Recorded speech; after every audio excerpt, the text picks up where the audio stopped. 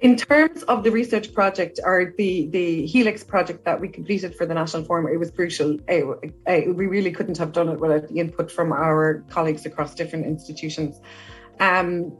For me as a researcher in that setting, and also as a teacher in that context, it was really extremely valuable to have input from different colleagues, and we really trashed out questions and talked about things and talked about things from our perspective and our understanding. It was absolutely crucial. But I think in general, there are so many possibilities in terms of collaboration and cooperation with colleagues in similar disciplines, or even outside of our own disciplines, in different institutions, that it's such an opportunity that it's really important to take that chance and to use those opportunities to enrich your own teaching and learning, as well as research in that area.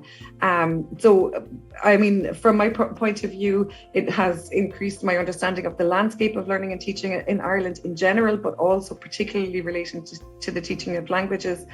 It's helped to think, to let me think about how I approach my own teaching and what I can potentially do differently, what's not possible in my institution, but what might be possible somewhere else.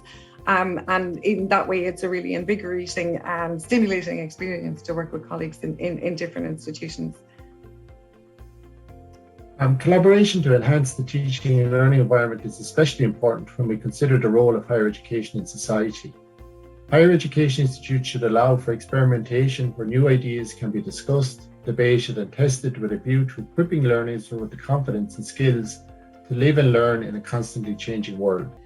I think now in higher education, more so than ever before, we're at the cusp of potentially significant change in how we do our business. And as we know, COVID has accelerated that to some extent. And that change is going to be daunting.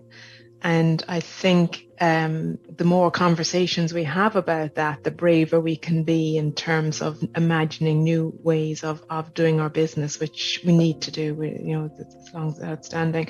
So to me, a key benefit of these collaborations is just giving us all that sense of I guess, a bit more courage to try out new things, because we're talking to people with different sets of experiences and different contexts, but still doing almost the same job. And rather than everybody trying to tackle the challenges on their own, all our challenges are the same.